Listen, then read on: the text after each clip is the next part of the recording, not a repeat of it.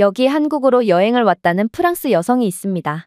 그녀는 한국의 번화가를 걷다가 지병으로 인해 그대로 쓰러지고 말았다고 하는데요. 그런데 이후에 자신의 쓰러지는 모습을 CCTV로 확인하게 된 그녀는 한국인들이 쓰러진 자신에게 단체로 한 충격적인 행동을 보고 그만 온몸에 소름이 돋으며 경악을 했다고 하는데요. 그렇다면 그녀가 한국에서 대체 어떤 경험을 했던 것일까요? 안녕하세요. 저는 프랑스 출신의 멜란이라고 합니다. 저는 겉보기에는 그저 평범한 학생처럼 보이지만 사실 저는 평범하게 사는 게 꿈일 정도로 꽤나 순탄치 않은 삶을 살았는데요. 왜냐하면 저는 뇌전증이라는 불치병을 앓고 있고 언제 어디서 정신을 잃고 발작을 할지 알 수가 없거든요. 무슨 발작 하나 하는 것 같고 인생이 순탄치 않다느니 하는 엄살을 부리냐고 하실 분들도 계실 테지만 확실히 제가 언제 의식을 잃을지만 알 수 있다면 뇌전증은 별거 아닌 질병이라고 할 수도 있을 것입니다. 그러나 저는 인도를 걸어가다가도 갑자기 도로 쪽으로 쓰러질 수도 있고 전교생이 보고 있는 학교 운동장 한가운데서 픽 쓰러질 수도 있기에 뇌전증은 정상적인 생활이 도저히 불가능한 상당히 골치 아픈 병이라고 할 수 있는 것입니다. 그리고 불운하게도 제가 방금 가정했던 끔찍한 상황들은 제게 실제로 일어나기까지 했는데요. 실제로 저는 학교에서도 전교생이 보는 앞에서 쓰러져 개거품을 물며 발작을 한 적이 있었는데 그 후로 친구들은 제가 무섭다며 피하기 시작했고 급기야 학교 측에서는 저 하나만을 위해 신경을 써줄 수는 없다며 제게 자퇴를 강요하더라고요. 그렇게 퇴학과 다름없는 자퇴를 하고 집에서만 지내게 되니 제 병세는 더욱 심각해졌어요. 스트레스를 받으니 뇌전증의 발작 주기는 더욱 짧아졌고 언제 한 번은 외출을 하다가 쓰러지고 말았는데 제가 차도 쪽으로 굴러떨어져 차에 치일 뻔하자 부모님께서는 위험해서 안 되겠다며 아예 제게 외출 금지령까지 내리셨거든요. 그렇게 저는 부모님의 과잉보호 속에 점점 집에서 고립되어 갔습니다. 그럴수록 제 병세는 더욱 심해졌고 우울증도 심해졌기에 저는 제가 지금까지 살아있는 것 자체가 신기할 지경에 이른 상태죠. 정말로 저는 BTS가 아니었다면 진작에 저 세상으로 갔을지도 모르겠습니다. 그러나 BTS의 희망을 부르짖는 노래 덕분에 저는 도저히 답이 보이지 않는 절망적인 현실 속에서도 나날이 희망을 꿈꿀 수 있었고 그렇게 다음 앨범이 나올 때까지만 살아있자를 되새기며 지금까지 버텨올 수 있었던 것이죠. 그러다 제겐 아주 좋은 기회가 찾아왔습니다. 그건 바로 언니가 일본으로 파견을 가게 되었고 부모님께서는 언니라는 든든한 보호자가 있는 이상 저도 일본에 한번 가보는 건 어떻냐는 제안을 하셨거든요. 그도 그럴 것이 저는 최근에 정신과 상담 결과 심리 상태가 매우 위험한 상태로 나왔고 정신과 의사는 뇌전증이 약물 치료로도 호전이 되지 않고 있는 거면 심리적인 요인도 증상 악화의 이유가 될 수 있다며 조금 힘들더라도 집 밖으로 나올 것을 제안했거든요. 그렇게 저는 난생 처음으로 해외여행을 가게 되었고 이번 일본행을 통해 뇌전증 치료에 도전해보게 되었습니다. 그리고 정말로 저는 일본에 도착하자마자 병세가 완전히 나은 것 같다는 느낌이 들었는데요. 오랜만에 느껴보는 상쾌함과 설렘 때문인지 저는 뇌전증 증상이 다시 찾아올 거라는 생각 자체가 안 들었거든요. 그래서 저는 무리수를 더 벌였습니다. 그건 바로 언니가 직장에서 집으로 돌아오는 오후 시간까지 기다려야 했는데 그저 보호자 없이 혼자 외출을 해버린 거였죠. 이건 어디서 어떻게 쓰러질지 모르는 뇌전증 환자인 제게 매우 위험한 행동이었지만 정말로 저는 일본에서만큼은 아무 일도 생기지 않을 거라고 너무나도 확신을 한 상태였어요. 그리고 정말로 처음 몇 분은 정말 오랜만에 느끼는 상쾌함과 자유로움의 눈물까지 났죠. 그러나 큰 길가에 돌입하게 되자 상황은 완전히 달라졌습니다. 수많은 자동차들과 사람들이 지나다니는 큰 길가에서 저는 이 모든 차량들과 사람들이 저를 둘러싸고 있다는 느낌이 들었고 결국 왠지 모를 답답함과 불안감이 찾아오며 시야가 어두워졌거든요. 그렇습니다. 저는 낯선 타지에서 도움을 줄 사람도 없이 쓰러져 발작을 하고 만 것입니다. 그리고 눈을 떴을 때 저는 역시나 길바닥에 내동댕이 쳐 있었고 저는 제가 또 발작을 일으켰구나 싶어 흐리멍덩한 정신을 붙잡고 빠르게 언니 집으로 돌아올 뿐이었죠. 그리고 언니가 직장을 마치고 집으로 돌아왔을 때가 돼서야 언니의 도움을 받아 주변 CCTV를 통해 제가 쓰러졌던 장면을 다시 돌려볼 수 있었습니다. 원래 뇌전증 환자는 쓰러짐과 동시에 의식을 완전히 잃고 발작을 하므로 어떤 식으로 넘어졌는지 알 수가 없으니 쓰러지면서 어느 부위에 부상을 입었는지 반드시 확인을 해야 하거든요. 그래서 발작을 일으킨 후 주변 CCTV를 확인하는 건 필수적인 과정이라고 할 수 있죠. 그런데 그렇게 돌려본 CCTV에서 저는 믿을 수 없을 정도로 충격적인 장면을 목격하게 되었고 그 자리에서 선체로 굳어버리고 말았는데요. 왜냐하면 저는 쓰러지면서 도로변 쪽으로 나가떨어졌고 까딱하면 차에 치일 뻔한 장면이 연출되었음에도 지나가는 차량이나 일본인들이나 제겐 전혀 관심을 보이지 않았거든요. 제가 쓰러진 곳은 유동인구가 상당히 많은 곳이었음에도 대부분의 일본인들은 저를 힐끔 보더니 그대로 무정하게 고개를 돌려버렸고 몇몇 일본인 보행자들은 쓰러진 저를 폴짝 뛰어넘어가기까지 하더라고요. 또한 쓰러진 제 치마 속을 촬영하는 듯 제 은밀한 부위 쪽으로 스마트폰을 들이대는 일본인 중년 남성도 있었는데요. 결국 저는 얌전하고 점잖은 것처럼 보였던 일본인들이 숨기고 있던 음습한 속내에 경악을 함과 동시에 소름 돋을 정도로 무정하고 개인주의적인 일본인들의 모습에 큰 상처를 받게 되었죠. 그러나 가장 충격적이었던 부분은 따로 있었습니다. 바로 저는 쓰러지면서 지갑을 떨어뜨리게 되었는데 어떤 일본인 남성은 제 떨어진 지갑을 그대로 뻥 차버리는 거 아니겠어요? 그리고 마치 축구를 하는 듯 사람이 없는 곳까지 제 지갑을 드리블하다가 사람이 없는 곳에 도달하니 비로소 제 지갑을 줍고는 그대로 주랭랑을 치더라고요. 저는 이러한 일본인들의 음습한 행동에 큰 충격을 받을 수밖에 없었습니다. 그야말로 쓰러진 저는 일본에서 길바닥에 돌멩이만도 못한 취급을 받을 뿐이었거든요. 프랑스에서는 쓰러진 저를 일으키며 부축해주진 않더라도 최소한 신고를 해주거나 걱정스럽게 쳐다보기라도 하는데요. 그러나 일본은 극심한 개인주의 문화를 가지고 있는 프랑스보다도 더욱 차가운 사회적 분위기를 갖고 있었고 저는 그동안 프랑스야말로 심각한 개인주의 문화를 가졌다고 생각했지만 이에 한술 더 뜬 모습을 보여주고 있는 일본에 완전히 소름이 돋을 수밖에 없었습니다. 결국 일본에서 도움을 받기는커녕 농락만 당한 저라는 존재는 이 세상에서 아예 쓸모가 없고 폐만 끼치는 존재라고 생각하게 되었습니다. 안 그래도 심각했던 우울증 증세는 이번 사건 이후로 훨씬 심각해졌고 결국 아무도 반기지 않는 존재인 저는 살 이유 자체가 없다고 생각하게 되었습니다. 그리고 결국 저는 그러한 생각을 실천으로 옮기기로 다짐했죠. 아무도 환영하지 않는 삶이라면 더 이상 살아갈 의미가 없었거든요. 그러나 제 마지막을 일본에서 보내고 싶지는 않았습니다. 지금껏 저는 BTS 덕분에 삶을 연명해왔던 거였고 저는 일평생 한국이라는 나라에 대한 호기심을 느끼며 살아왔기에 저는 마땅히 제 마지막만큼은 한국에서 보내야 한다고 생각하게 되었는데요. 그래서 저는 언니와 가족들에게 말하지도 않고 그대로 한국으로 떠나버렸습니다. 그리고 그렇게 막상 한국에 도착하니 저는 제 삶을 끝내기 위해 한국에 왔다는 것이 실감나기 시작했고 이젠 다 끝이라는 생각에 절망감과 두려움을 느끼며 그렇게 끝도 없는 눈물을 흘리게 되었죠. 그런데 그때 놀라운 일이 벌어지기 시작했습니다. 다른 외국인 관광객들은 저를 보며 설렘만이 가득해야 할 공항에서 왜 죽을 병이라도 걸린 것처럼 울고 있냐는 듯 저를 재수없다는 눈빛으로 쳐다보기만 할 뿐이었지만 오직 한국인 공항 직원만큼은 제게 다가와서 놀라운 말을 해오기 시작했거든요. 당신에겐 힘든 일이 있나 보군요. 저는 당신을 위해 위로를 해주고 싶지만 때로는 혼자 있는 시간이 필요할 때가 있다는 사실을 잘 알고 있답니다. 이게 당신에게 충분한 위로가 될지는 모르겠지만 제가 당신의 마음의 짐을 덜어드릴 수 없다면 적어도 당신의 물리적인 짐이라도 덜어드리고 싶네요. 사실 한국은 무거운 여행 캐리어나 각종 짐들을 숙소까지 직접 운반하지 않아도 되는 국가거든요. 한국은 핸즈프리 여행 시스템을 운용 중인 국가고 제가 당신을 편하게 숙소까지 이동할 수 있도록 도와드릴 수 있을 것 같군요. 그러면서 그는 별도의 스캔 장비를 통해 제가 공항 수속을 할 때 사용했던 여권 정보와 숙소 정보를 스캔한 뒤 그대로 제 캐리어를 가지고 가려고 하는 거 아니겠어요? 저는 그의 행동에 정말 깜짝 놀라고 말았습니다. 그리고 안 그래도 일본에서 인간에 대한 불신을 하게 된 저였기에 어쩌면 그가 공항 직원을 사칭하며 제 짐을 강탈하는 것일 수도 있겠다고 생각하게 되었죠. 생각해보세요.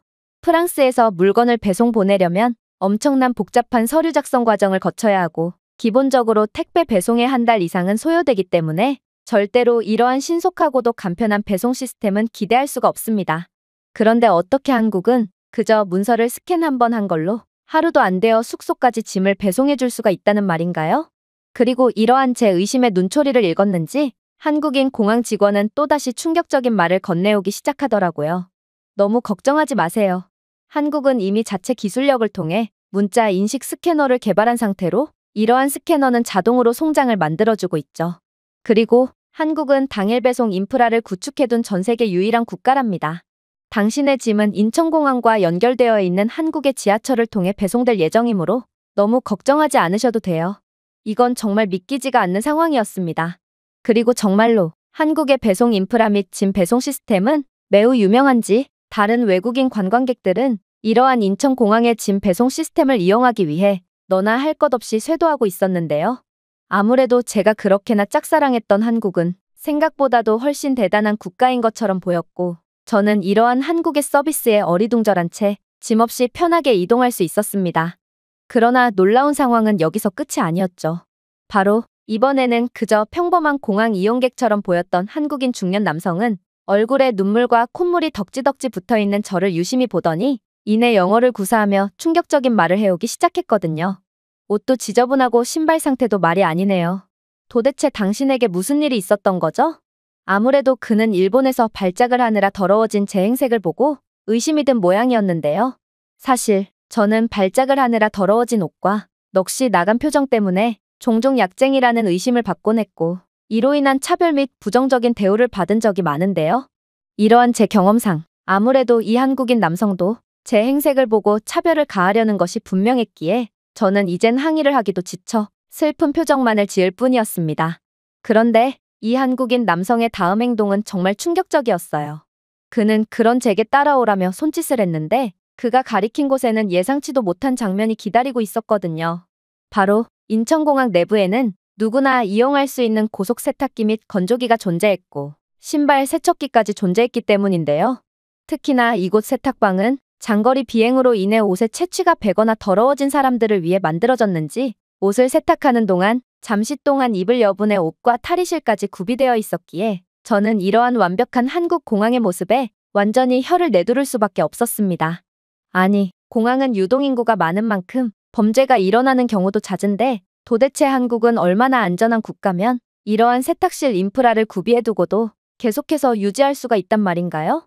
프랑스에서는 세탁실이 생김과 동시에 전문 터리범들이 들이닥쳐 모든 세탁기를 훔쳐가는 일이 너무나도 잦고 결국 사설 세탁실 따위는 찾아볼 수 없게 된 지 오래인데 한국은 그러한 프랑스를 완전히 개발도상국으로 만들 만큼 놀라운 치안 인프라를 가진 국가였던 것입니다. 물론 생전 처음 보는 외국인을 위해 자신의 시간을 기꺼이 투자해주면서까지 도움을 주는 한국인의 호의적인 모습도 놀라웠죠. 저는 지금껏 살면서 이러한 따뜻한 호의는 단 한 번도 받아본 적이 없었고 모두가 저를 괴물 취급하고 길바닥에 돌멩이쯤에 취급을 하곤 했거든요. 그러나 이러한 한국인들의 호의는 이런저라도 세상을 살아갈 만한 가치가 있는 소중한 사람이라는 느낌을 받게 하기에 충분했고 결국 저는 눈물이 핑 돌고 말았습니다. 한국에서는 도움이 필요한 사람들에게 도움을 제공하는 것은 너무나도 당연한 문화인지 한국인 아저씨는 제게 도움을 베풀어주고도 제가 감사 인사를 전하기도 전에 그대로 사라져버렸기에 저는 한국은 정말로 특별하고도 재미있는 국가구나 싶어 울면서 웃어버리는 기이한 반응을 보여버렸습니다. 아무튼 그렇게 저는 인천공항의 세탁 인프라 덕분에 꽤나 깔끔한 차림을 하고 새로운 기분으로 다시금 여정을 시작했어요. 그런데 그렇게 공항 출구 쪽에 다 와갔을 때 웬 외국인들이 한 장소에 모여있는 거 아니겠어요? 저는 도대체 이들이 왜 모여있는 건가 싶어 호기심에 사람들이 모여있는 틈을 비집고 들어가 봤는데 그곳에서 업무를 하던 한국인 직원은 그 많고 많은 사람들 중에서도 오직 저를 유심히 쳐다보며 이내 놀라운 말을 건네오기 시작하더군요. 현재 인천공항에서는 스마트워치 대여 시범 사업을 벌이고 있습니다. 이 스마트워치는 GPS 및 건강 상태를 추적하는 기능이 있고 미아 문제나 돌발적인 건강 문제에 대비하기 위해 아이와 함께 입국한 분들이나 건강상의 문제가 있는 고령의 여행객들에게 무료로 대여해주고 있죠. 물론 이 스마트워치는 태그 결제 기능까지 존재하기에 이것만 있으면 현금이나 카드를 꺼낼 필요가 없이 손쉽게 결제를 마칠 수 있기도 하죠. 그런데 아무래도 당신은 이 스마트워치가 꼭 필요해 보이네요. 혹시 스마트워치 대여를 원하시나요? 물론 저는 한국 공항에 도착하자마자 여러 눈물나게 고마운 상황들을 겪긴 했으나 일평생을 차별과 무관심, 냉대 속에 살아온 저로서는 몸이 불편한 사람들에게나 지급하는 스마트워치를 저를 콕 집어서 대여해준다고 하는 이러한 상황에 괜히 찔릴 수밖에 없었습니다. 특히나 일본에서의 경험은 정말 죽어도 잊지 못할 정도로 충격적이었기에 저는 괜히 피해의식에 사로잡혀 이 한국인 직원이 저를 차별하기 위해 이러는 건가 싶어 난데없는 시비를 걸 뿐이었죠. 도대체 제가 장애가 있다는 것은 어떻게 안 거죠? 당신도 일본인들처럼 스마트워치로 몸이 불편한 사람을 낙인이라도 찍어서 관리하려고 그러는 건가요? 그리고 한국이 돈이 남아도는 국가도 아니고 이러한 사업을 무료로 운영할 리도 없어요. 도대체 제게 얼마의 돈을 대여비 명목으로 뜯어먹으려고 그러는 거죠? 솔직히 저는 삶에 대한 미련이 전혀 없는 상태기도 했고 그간 제가 뇌전증을 앓고 있는 것을 들켜서 좋은 일이 일어난 적도 단 한 번도 없었기에 이렇게 날카롭게 반응을 할 수밖에 없었는데요. 그러나 한편으로는 이렇게 모진 말을 내뱉으면서도 말에 너무 날이 서 있지 않았나 싶어 마음이 편치 않기도 했습니다. 그런데 이러한 혼란스러운 감정도 잠시 공항 직원은 이내 충격적인 대답을 해오는 거 아니겠어요? 당신에게 상처를 주려는 의도는 아니었지만 그렇게 느끼셨다면 죄송합니다. 일단 이 스마트워치 대여는 무료이며 보증금도 전혀 지불할 필요가 없답니다. 보증을 받지 않으면 이러한 고가의 스마트워치는 죄다 누군가가 훔쳐갈 게 분명하다고요? 글쎄요. 저희는 스마트워치 대여 사업을 꽤나 오랫동안 진행해왔지만 스마트워치 회수율은 100%를 넘어가는 상황인걸요? 일단 한국인들은 절대로 남의 물건에 손대는 법이 없을 뿐더러 몇몇 노인분들은 스마트워치의 건강 분석 기능과 태그 결제의 편리함에 감탄하며 새롭게 스마트워치를 구매하곤 하는데 실수로 대여 제품과 함께 자신이 구매한 스마트워치까지 반납하는 경우가 있거든요. 그리고 당신은 뇌전증 환자가 아닌 건가요? 사실 제 동생도 뇌전증에 걸렸기에 저는 뇌전증에 대해 아주 잘 알고 있거든요. 뇌전증 환자는 언제 어떻게 쓰러질지 모르므로 도저히 상처가 있어선 안 될 부위에조차 이곳저곳에 상처가 존재하죠. 저는 그러한 부분을 통해 당신을 뇌전증 환자라고 짐작했던 거예요. 당신이 원하지 않는다면 스마트워치를 대여하지 않아도 돼요. 하지만 당신이 만약 정말로 뇌전증에 걸린 게 맞다면 저는 제 동생을 봐서라도 당신에게 여러 정보를 제공해주고 싶어요. 제 개인적인 호의로요. 저는 그녀의 말에 경악을 금치 못할 수밖에 없었습니다. 아니, 한국인들은 도대체 생전 처음 보는 외국인일 뿐인 제게 어째서 이렇게까지 노력을 해준다는 말인가? 저는 그녀의 따뜻한 마음에 홀린 듯 마음을 열게 되었는데요. 그러자 한국인 직원은 또다시 놀라운 반응을 보이기 시작했어요. 그렇군요. 정말 고생이 많으셨겠어요. 하지만 적어도 한국에서만큼은 언제 어디서 쓰러질지에 대해 전혀 걱정하지 않으셔도 돼요. 저는 방금 스마트워치에 당신의 지병을 입력했고 이 스마트워치는 당신의 심박수 및 기타 여러 건강 정보를 실시간으로 감지하여 당신이 쓰러지게 되면 자동으로 응급시설에 연락을 해줄 것이거든요. 물론 굳이 이 스마트워치가 아니더라도 당신은 한국에서 언제나 도움을 받을 수 있을 거예요. 한국인들은 위기 상황에 처한 남을 절대로 그냥 내버려두는 사람이 아니고 당신이 쓰러짐과 동시에 모두가 당신을 도와줄 거거든요. 제 동생만 봐도 그래요. 제 동생은 중증 뇌전증 환자지만 발작의 상황마다 다른 한국인들이 늘 도와주기에 거의 일반인과 다름없이 생활하고 있거든요. 물론 동생은 장애인이지만 장애인 고용 사업을 통해 일자리까지 얻어 자신의 용돈은 자신이 벌어서 생활하고 있기도 하죠. 한국에서 당신은 한 명의 가족과 다름없고 우리는 가족인 당신을 절대로 혼자 내버려두지 않을 거예요. 그녀는 이렇듯 그동안 아무도 제게 해준 적이 없는 따뜻한 말을 건네주며 제 손을 꽉 붙잡아 주었고 저는 그녀의 따뜻한 마음에 결국 눈물이 왈칵 쏟아지고 말았는데요. 프랑스에서 저는 늘 괴물을 보는 듯한 시선을 느껴야 했고 그 누구도 제 곁에 오는 법이 없었을 뿐만 아니라 일본에서는 정말 짐짝보다도 못한 취급을 받으며 완전히 길바닥에 굴러다니는 신세일 뿐이었거든요. 그런데 오직 한국인들만큼은 저를 한 명의 인간이자 또 사랑받을 가치가 충분한 소중한 존재로 인식해 주었고 결국 저는 살면서 처음으로 보는 편견이 전혀 없는 눈빛을 느끼며 완전히 무장해제되었던 것입니다. 특히나 공항 직원과 저희 영어 대화를 알아들은 다른 한국인들은 하나같이 제 아픔에 공감해주며 제 등을 토닥여준다거나 제 손을 맞잡아 준다거나 하며 제게 힘과 사랑을 주었고 결국 저는 그 자리에서 오열을 하며 주저앉아 버렸습니다. 그동안 너무 많이 울어서 이젠 나올 눈물도 없을 거라고 생각했지만 그렇게 저는 공항 한복판에서 남들이 모두 보는 앞에서 완전히 오열을 하고 말았고 탈진 직전에 간신히 정신을 차린 채 도망치듯 공항 밖으로 빠져나갈 뿐이었어요. 그리고 그렇게 공항을 벗어나자 제겐 더욱 놀라운 일들이 기다리고 있었습니다. 바로 발작 상황에서만 쓸모가 있을 거라고 생각했던 스마트워치는 정말 극강의 편의성을 자랑하며 저를 놀라게 했거든요. 일단 일본에서는 동전을 짤랑거리며 모든 대중교통을 현금을 통해 이용하는 게 당연하게 여겨졌지만 저는 공항 직원이 스마트워치에 카드 등록까지 해준 덕분에 스마트워치 태그를 통해 1초 만에 버스에 탑승할 수 있었는데요. 놀랍게도 한국은 노인들조차 이러한 디지털 인프라에 적응한 매우 똑똑한 국가인지 연세가 지긋하신 노인들마저 스마트워치나 스마트폰 태그를 통해 곧바로 버스에 탑승하고 있더라고요. 물론 목적지에 도착해서도 놀라운 일은 계속되었습니다. 저는 불현듯 한국 콘텐츠에서 봤던 떡볶이와 김밥 등 한국의 분식을 한번 먹어보고 싶다는 생각을 하게 되었고 혹여나 싶어 스마트워치에 떡볶이 식당을 추천해달라는 말을 건네게 되었는데요.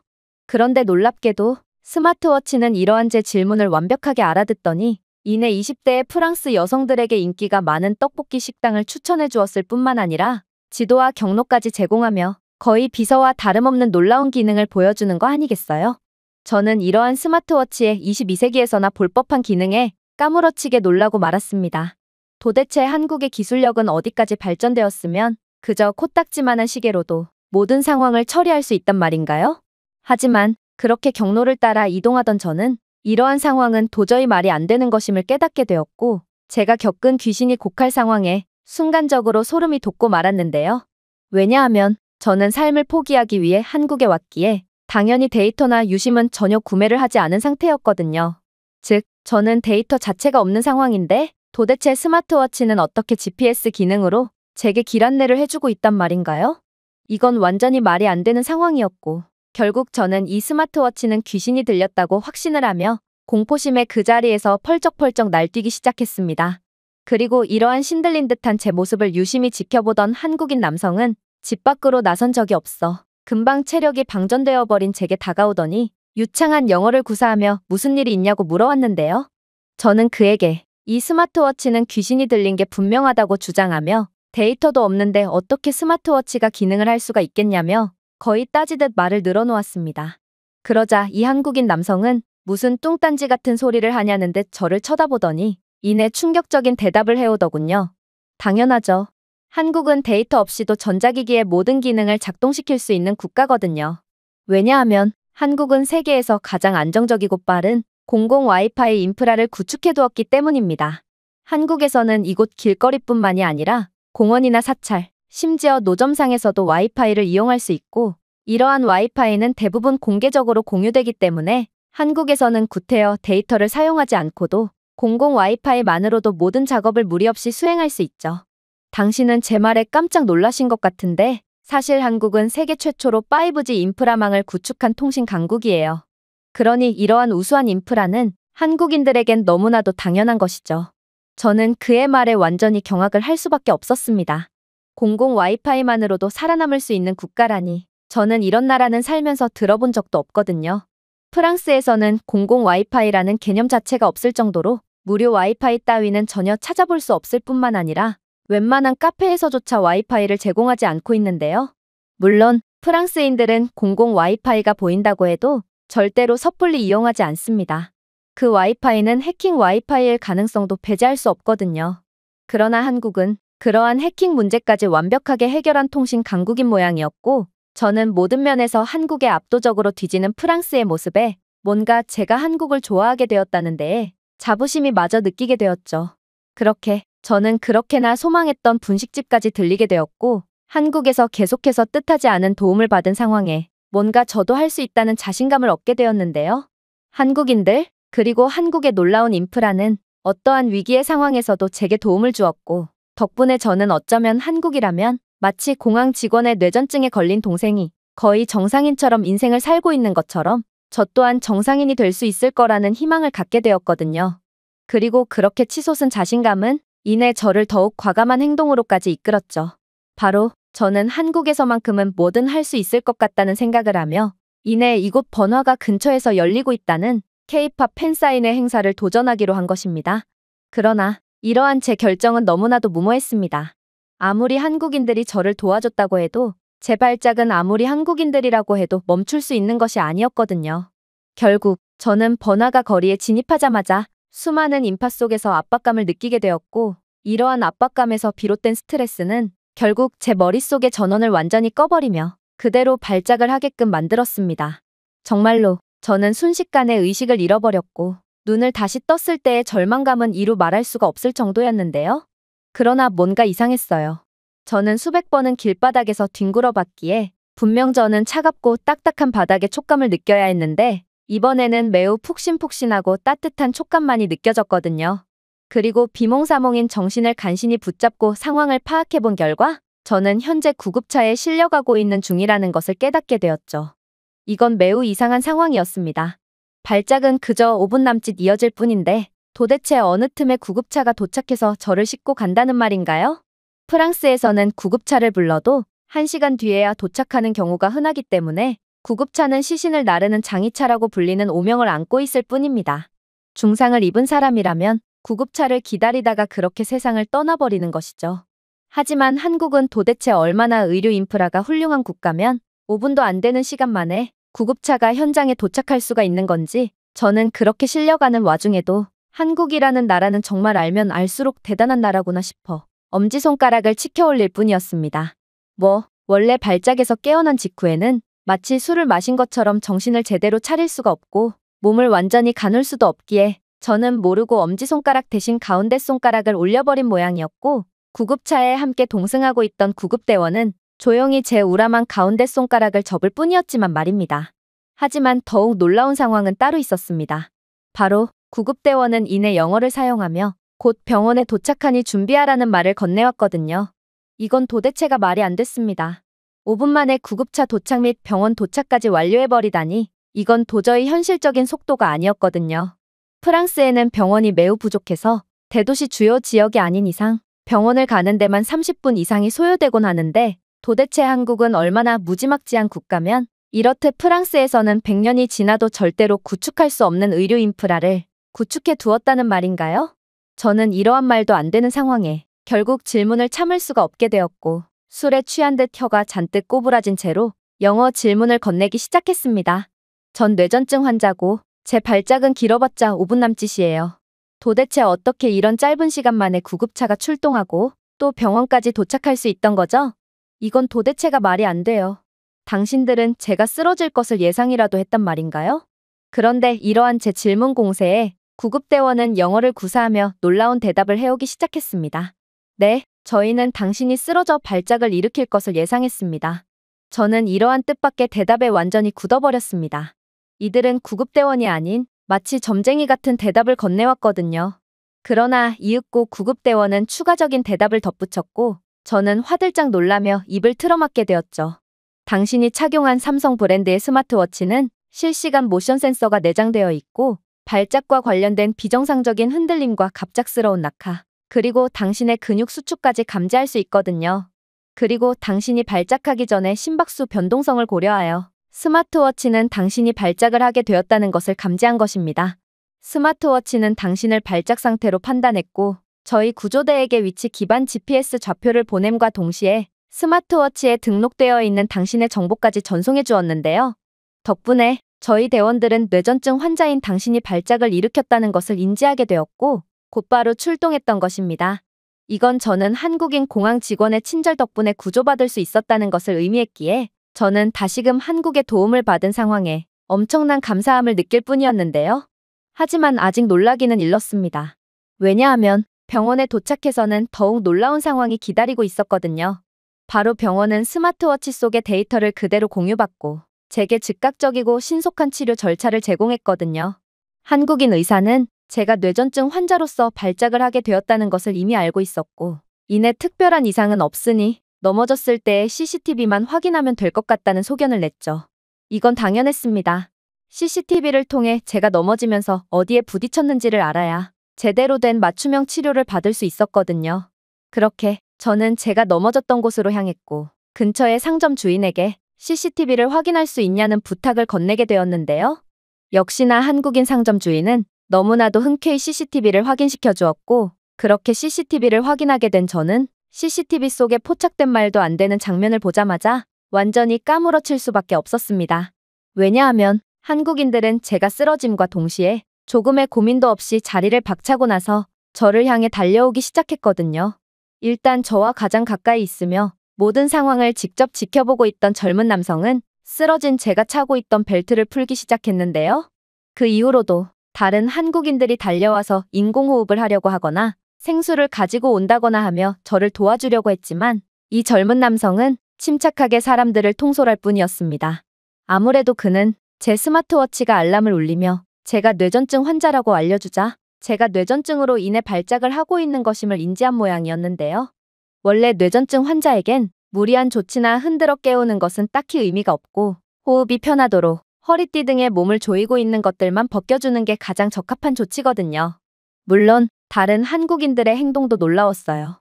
그곳에는 식당과 카페 등의 가게들이 즐비해 있었음에도 가게에서 생업을 이어나가던 직원들은 제가 쓰러지자 즉시 영업을 중단하고 저를 위해 뛰쳐나왔거든요.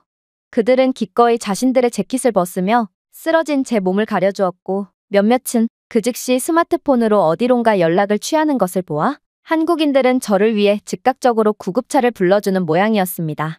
어떻게 한국인들은 다른 국가의 사람들과는 달리 생전 처음 보는 남을 위해 이렇게까지 헌신적으로 도움을 제공할 수가 있단 말인가? 저는 이러한 한국인들의 소름 돋을 정도로 따뜻한 마음씨에 결국 눈물이 앞을 가려 영상을 잠시 중단할 수밖에 없었는데요.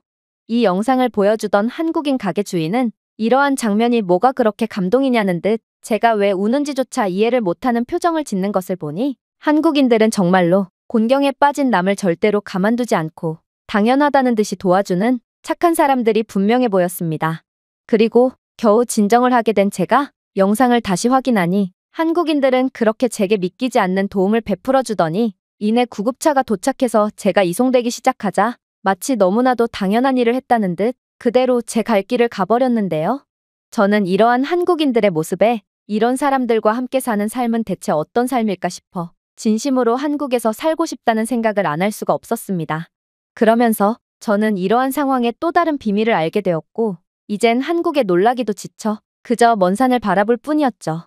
바로 이곳 근처에 설치되어 있는 AI CCTV는 쓰러져서 발작을 하며 몇 분간이나 일어나지 못하는 제 비정상적인 행동을 이미 감지한 상태였고 이미 당국에 알림을 보낸 상태라고 했는데요. 그래서 담당 부서는 그 즉시 상황을 파악하고 구조대에게 연락을 취했지만 구조대는 이미 스마트워치의 알림을 통해 진작에 출동했던 터라 이 연락은 아무래도 상관이 없던 상황이었죠. 즉, 저는 쓰러지자마자 구조대에 3번이나 연락이 갔던 것이었고 저는 이러한 삶 중의 인프라를 통해 제게 기적과도 같은 구원을 선사해준 한국의 모습에 감격을 할 뿐이었습니다. 일본은 말할 것도 없고 프랑스는 2중 3중은커녕 저를 도와줄 수 있는 인프라가 단 하나도 없는 상황이거든요. 그래서 만약 쓰러진다면 재수가 없으면 그대로 목숨을 잃을 수밖에 없죠. 그러나 한국은 이런저라도 계속해서 살아갈 기회를 주는 국가였고 저는 이러한 한국의 도움 덕분에 저도 사랑을 받기에 충분한 존재라는 것을 인식하게 되었습니다. 결국 저는 프랑스로 다시 돌아가지 않기로 결정했고 한국에서 눌러 살기로 결정하게 되는데요. 그리고 정말로 한국인들은 제가 준 것 이상으로 사랑을 주는 사람들이었기에 저는 지금껏 느껴보지 못한 자유로움과 행복함을 느끼며 한국에서의 삶을 계속해서 이어나가고 있습니다. 놀랍게도 저는 현재 한국에서 살면서 뇌전증 발작 증상이 단 한 번도 재발한 적이 없는데요. 아무래도 한국의 의료 인프라는 매우 선진적이기도 했고 뇌전증 치료에는 심적인 요인이 매우 중요하게 작용하기도 하기에 저는 한국에서 스트레스가 전혀 없이 살다 보니 병이 저절로 호전된 모양이었어요.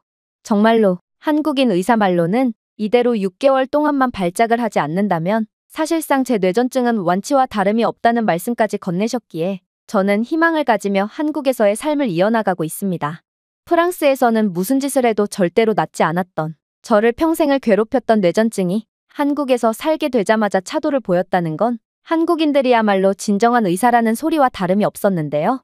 한국인들은 어떠한 과학이나 약보다 훨씬 더 값진 존재였던 거였고 저는 제게 새로운 삶을 준 한국에 늘 감사하며 평생 동안 한국에서 살기로 결정했습니다.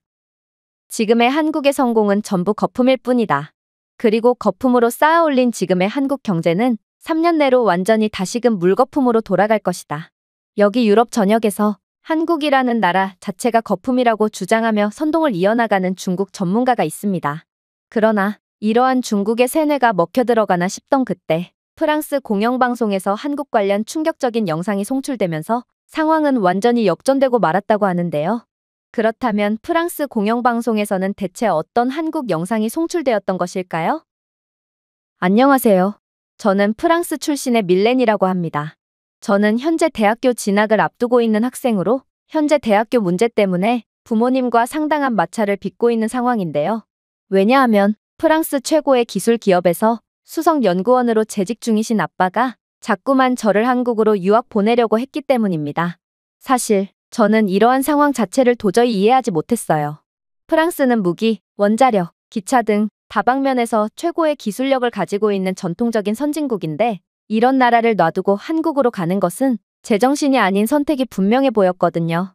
특히나 아빠는 프랑스 기술의 최전선에 서 있는 최고의 연구원 중 하나였는데 도대체 그런 아빠가 어떻게 프랑스가 아닌 한국을 추천할 수가 있단 말인가? 저는 순간적으로 아빠가 일 때문에 스트레스를 너무 많이 받으셔서 잠시 머리에 이상이 생기신 건가 싶어 걱정마저 들었죠. 그러나 아빠는 진심이셨어요. 아빠는 프랑스는 21세기 이전을 호령했다면 이제 21세기부터는 한국이 전 세계를 호령할 거라며 지금의 시대는 기술력이 그 무엇보다 중요한데 그런 면에서 한국은 완벽한 국가이며 이미 세계 최고 수준의 기술력을 가졌음에도 여전히 상당한 잠재력을 가지고 있는 미친 국가라며 극찬을 쏟아냈거든요. 저는 아빠의 말씀을 도저히 이해할 수가 없었습니다. 사실 프랑스가 다문화 정책을 시행한 이후 학교에는 흑인 인구뿐만 아니라 중국인도 상당히 많이 늘어난 상황인데요. 그런데 중국인들은 각종 수업 발표 시간에 뜬금없는 한국 비하를 해댔기에 저는 그들의 주장을 듣고 그대로 한국을 개발도상국쯤으로 생각하게 되었거든요. 중국인들은 한국은 중국의 일부인 속국일 뿐이라면서 한국의 역사와 문화를 중국의 범주에 포함시키는 발표를 이어나갔고 심지어 다문화 행사 때는 한국의 전통 의복인 한복을 입고 공연을 하기도 했는데요. 특히나 중국인들은 김치와 삼겹살 등은 원래 중국의 음식이며 한국이 빼앗아간 음식이라고 주장하며 교내에서 중국의 음식인 김치와 삼겹살을 되찾는 캠페인을 벌이겠다며 대형 현수막과 함께 난리를 치기도 했기에 저는 이들의 짜증나고 성가신 행동 때문에 중국과 더불어 한국까지도 덩달아 싫어지게 되었죠. 그런데 이러한 상황에서 프랑스 기술을 책임지고 있다고 봐도 과언이 아닌 아빠가 한국은 프랑스보다 뛰어난 국가라는 말을 해오다니 이건 도대체가 납득이 가지 않는 상황이었습니다. 그런데 공학연구원이 되어 나만의 도시를 설계해보고 싶다는 꿈을 가졌던 저는 이러한 스마트시티 기술에 대해 찾아보던 와중 정말 충격적인 영상을 접하게 되었는데요. 그건 바로 최근에 있었던 호주의 스마트시티 인프라 구축 국가수주 경쟁에서 프랑스가 최종 단계까지 갔지만 결국 한국에 패해 막대한 수익을 눈앞에서 놓치고 말았다는 영상이었습니다. 이건 정말 말이 안 되는 상황이었어요. 스마트시티는 그야말로 모든 기술 분야가 종합된 영역으로 한국이 프랑스보다 뛰어난 스마트시티 기술을 갖고 있다는 건 결국 한국은 모든 기술 분야에서 프랑스를 압도하고 있다는 말과 같았기에 저는 심장이 멎을 것 같은 충격을 받을 수밖에 없었던 것이죠. 그리고 이 분야의 진로를 꿈꾸고 있던 저로서는 중국의 뒷공문이나 졸졸 따르는 한국 같은 국가에 패배했다는 것이 도저히 납득이 안 갔습니다. 그런데 때마침 프랑스 공영방송에서는 이러한 충격적인 프랑스의 패배 소식을 분석해주고 있었고 저는 이 방송을 홀린 듯 시청하게 되었는데요. 그런데 저는 패널로 출연한 교수가 입을 떼자마자 완전히 넋이 나갈 수밖에 없었습니다. 많은 분들이 아시다시피 최근 호주에서 프랑스의 꿈과 희망이라고 여겨지던 초대형 국가수주 경쟁 입찰이 있었습니다. 호주는 전통적인 인프라에 대한 강력한 전문 지식을 가지고 있지만 첨단 AI 기반 스마트시티 기술이 부족하고 AI 기반 자동화를 도시 전체 인프라에 통합하는데 전문성을 갖춘 호주 기업도 존재하지 않는다는 한계점을 가지고 있었는데요. 그래서 호주는 총 30조 원 규모의 초대형 스마트시티 구축 수주를 내걸었습니다. 그리고 많은 전문가들은 프랑스의 낙승을 점쳤죠. 사실 이건 너무나도 당연한 예측이었습니다. 프랑스의 빈치 건설과 탈레스 그룹은 이미 호주에서 여러 주요 프로젝트를 완료하여 신뢰할 수 있는 명성을 얻은 상태였고 여러 프랑스 기업들은 호주에서 다양한 중요한 인프라를 구축하고 관리한 경험이 있거든요. 알스톰사는 시드니 경전철을 완성시켰고 탈레스사는 호주 브리즈번의 철도 관제 시스템을 설계했죠. 빈치건설 또한 시드니 공항 확장에 도움을 준 적이 있었기에 당연히 호주와 좋은 관계를 맺고 있는 프랑스는 이번에도 무난히 수주 경쟁에서 승리할 것처럼 보였습니다. 하지만 결론적으로 프랑스는 한국에 그야말로 완패를 했고 30조 원이라는 막대한 이익을 고스란히 한국에 빼앗김과 동시에 계속해서 추락하기만 하던 프랑스는 마지막 반등 기회마저 놓친 채 한국 기술력에 완전히 먹혀버리고 많은 결과를 초래했습니다. 사실 한국이 이번 경쟁에서 프랑스를 압도하며 이긴 이유는 간단했습니다. 바로 한국은 자신들의 모든 도시에 스마트시티를 구현해 놓은 그야말로 나라 자체가 최첨단 인프라 투성이인 미친 국가였기 때문입니다. 시드니와 멜버른은 지난 10년 동안 교통량이 20% 증가하여 세계에서 가장 혼잡한 도시 중 하나가 되었습니다. 기존의 대중교통 시스템은 비효율적이어서 대기 시간이 길고 혼잡을 유발했죠. 그러나 한국은 급격한 성장을 이룬 국가로 이런 호주보다도 훨씬 더 빠른 도시의 성장을 겪으며 10년 동안 교통량이 2배나 증가한 기간도 있습니다. 하지만 지금의 한국은 교통량 대비 혼잡도가 세계에서 가장 낮은 미스터리한 모습을 자랑하고 있죠. 그렇다면 한국은 어떻게 자신들의 한계를 완벽하게 극복하고 다른 국가들에서는 천문학적인 금액을 쏟아부어도 절대로 개선할 수 없었던 혼잡도 문제를 완전히 개선할 수 있었을까요? 그건 바로 한국이 이번 호주의 스마트시티 인프라 구축에 내놓은 기술을 보면 알 수 있습니다. 한국은 AI에 최적화된 완전한 대중교통 시스템을 도입했고, 이는 AI 기반 교통 관리를 통해 대중교통 이용객들이 많은 시간대를 중심으로 유동적으로 스케줄 조정이 가능하게 만들어 주었을 뿐만 아니라 실시간 교통 데이터를 사용하여 중장거리 버스의 경우 사고나 출퇴근 시간대 등의 이유로 혼잡해진 도로를 우회해서 더욱 빠르게 목적지에 도착할 수 있도록 보장했는데요. 또한 한국은 이미 실시간 혼잡도에 따라 조정되는 스마트 신호등을 개발하여 전국에 상용화해 놓은 국가로 AI 시스템이 도로 혼잡도를 자동으로 파악하고 보행자와 차량 사이의 최적의 신호 주기를 계산하여 극한 수준으로 혼잡도를 줄이는 마치 미래에서 볼 법한 기술을 진작에 사용하고 있던 놀라운 국가입니다. 따라서 이러한 한국의 압도적인 스마트 인프라 덕분에 한국과 계약을 체결한 호주는 기존보다 혼잡도를 60% 이상 줄일 수 있을 것으로 예상되는 상황이죠. 또한 승객들의 흐름을 전혀 고려하지 않고 모든 지하철 배차를 일정 간격으로 해놓았던 호주는 한국의 AI 관리 지하철 스케줄링을 통해 피크 시간대와 비피크 시간대에 맞춤형 배차를 제공하여 대기시간 40% 단축 및 열차 효율성이 대폭 향상되는 효과까지 얻게 되었는데요. 이렇듯 대중교통의 효율성을 대폭 향상시킬 경우 자가용을 이용하던 수요층을 대중교통으로 분산하는 효과가 있어 교통 혼잡도는 대폭 감소하는 추가적인 효과가 있기에 한국은 뛰어난 기술력과 아이디어 하나로 점점 커가는 도시에 따른 엄청난 혼잡도 문제로 골머리를 앓던 호주를 완전히 구원해준 것과 다름없는 것이죠. 특히나 이러한 기술은 한국의 서울을 비롯한 각종 대도시에는 필수적으로 도입되어 있는 인프라기에 한국은 그야말로 한번 잘 구축해둔 최첨단 인프라를 수출까지 하며 지속적인 이익을 얻는 똑똑한 장사를 이어나가고 있는 셈입니다. 그러나 프랑스는 한국과 같은 솔루션을 전혀 고안하지 못했습니다. 프랑스가 고안한 스마트시티 디자인에는 한국과 같은 AI 기반 교통 모니터링이나 실시간 조정이 포함되지 않았을 뿐더러 도시 교통 제한에는 그저 한국과 같은 AI 기반 시스템이 아닌 인간이 통제하는 지하철과 버스 시스템에만 의존하고 있을 뿐이거든요. 그렇다면 프랑스는 왜 한국처럼 하지 못했을까요? 사실 그 이유는 너무나도 명확합니다. 프랑스는 과거 성공에만 안주하여 혁신은 없고 신기술에 매우 보수적인 태도만을 보일 뿐이거든요. 이러한 프랑스의 쇠퇴는 우리들의 도시만 봐도 알 수 있습니다. 파리, 리옹 등 프랑스는 멋진 도시들이 많지만 이 도시들에서 최첨단 인프라를 보기란 불가능합니다. 그저 고풍스러움으로 포장한 낡아빠진 모습만을 보여주는 것이 다일 뿐이죠.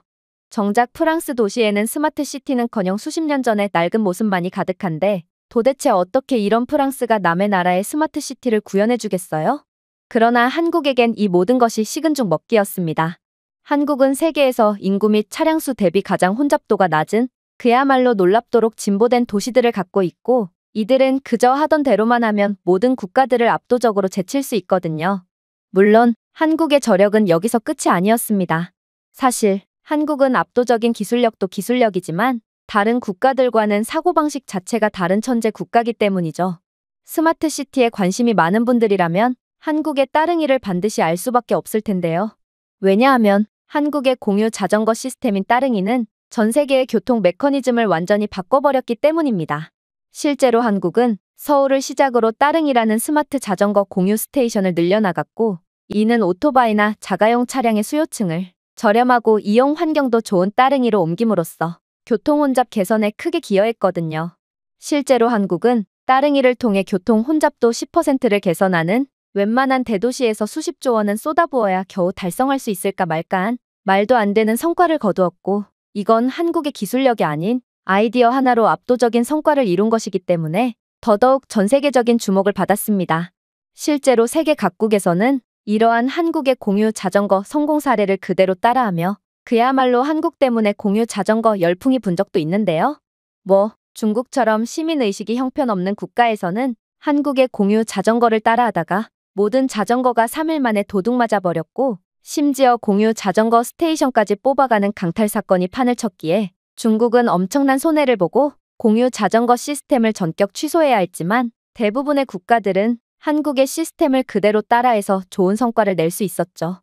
이것만 봐도 한국은 세상을 움직이는 미친 국가고, 과거의 성공에만 빠져서 이러한 한국의 저력을 똑바로 보지 못하고 아직도 프랑스가 최고라고 아는 대다수의 프랑스인들은 반드시 현실을 직시하고 한국을 쫓아가기 위해 노력해야 할 것입니다. 저는 교수의 주장에 완전히 넋이 나가버리고 말았습니다.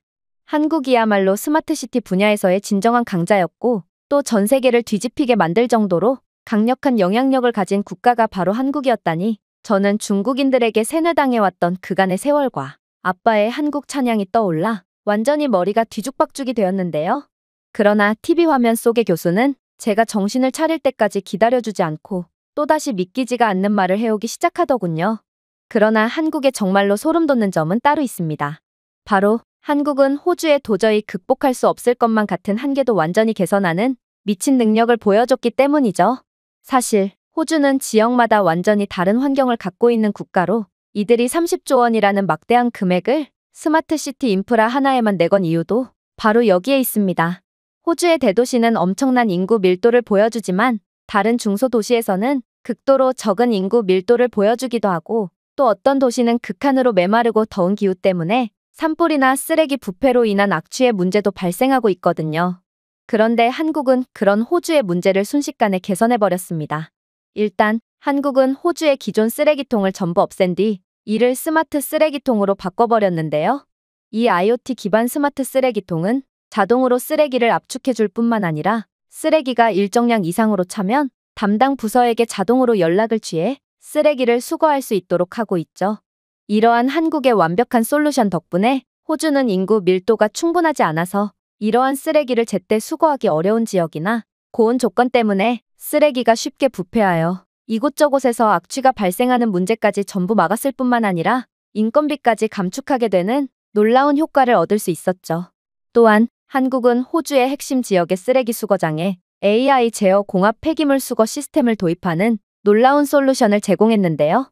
실제로 한국의 신도시에서는 쓰레기를 지하센터로 즉시 운반하는 AI 기반 공합 폐기물 수거 터널을 사용하고 있고, AI 센서는 수거 지점에서 자동으로 폐기물을 분류하여 재활용품과 퇴비, 일반 쓰레기를 분류하고 있습니다.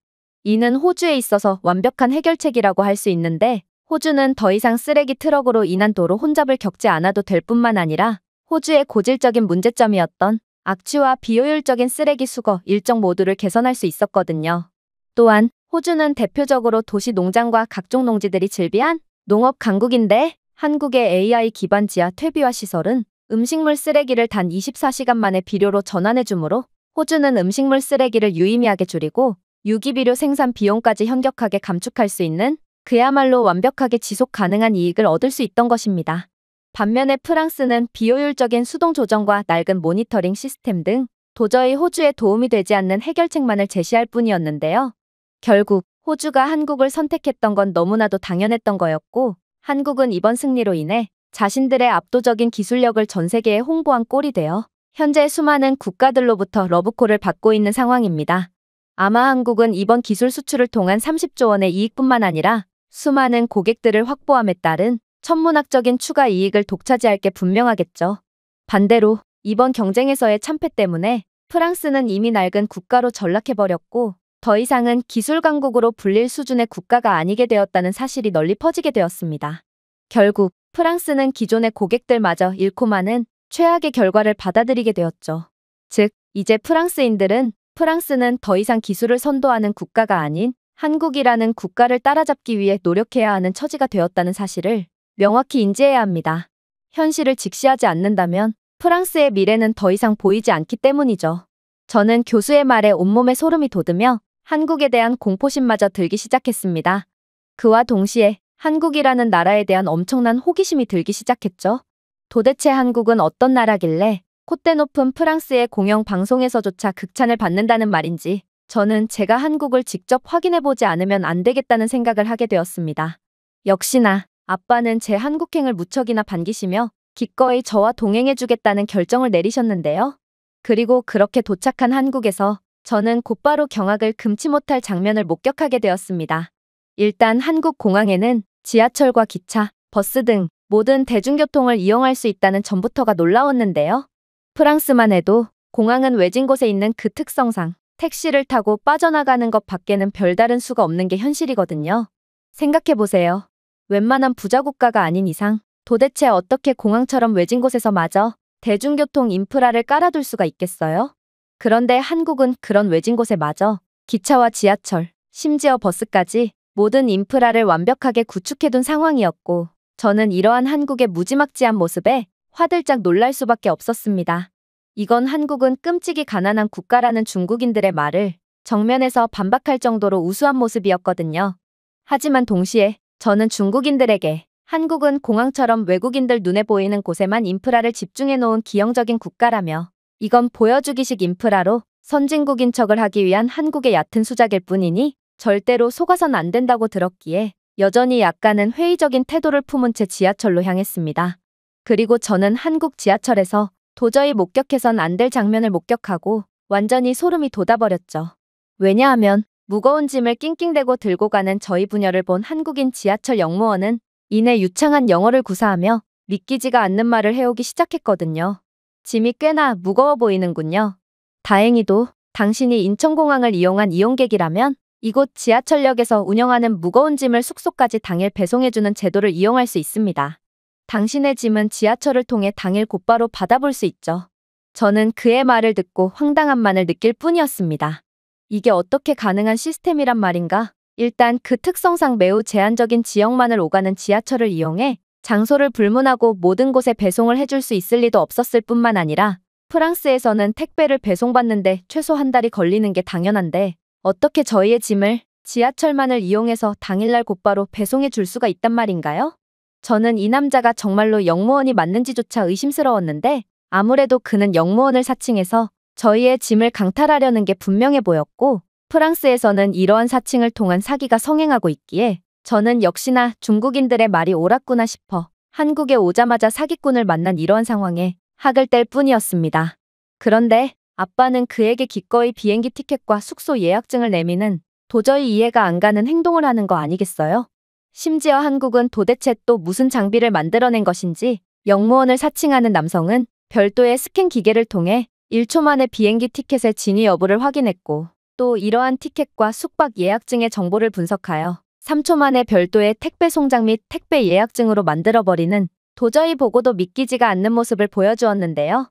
그러나 저는 재빨리 정신을 차리고 아빠에게 이건 사기가 분명하니 절대로 짐을 맡겨선 안 된다고 고래고래 소리를 지를 뿐이었습니다. 하지만 아빠는 그런 제게 충격적인 말을 해올 뿐이었죠. 밀렌, 진정해. 이건 사기가 아니야. 한국은 이미 우리가 상상할 수 있는 수준을 넘은 인프라를 구축해둔 특별한 국가거든. 아빠의 연구팀에서는 이러한 한국의 불가사의한 인프라를 매일같이 연구할 정도로 한국은 그야말로 차원이 다른 국가지. 일단 한국의 지하철 인프라는 전 세계 최고야.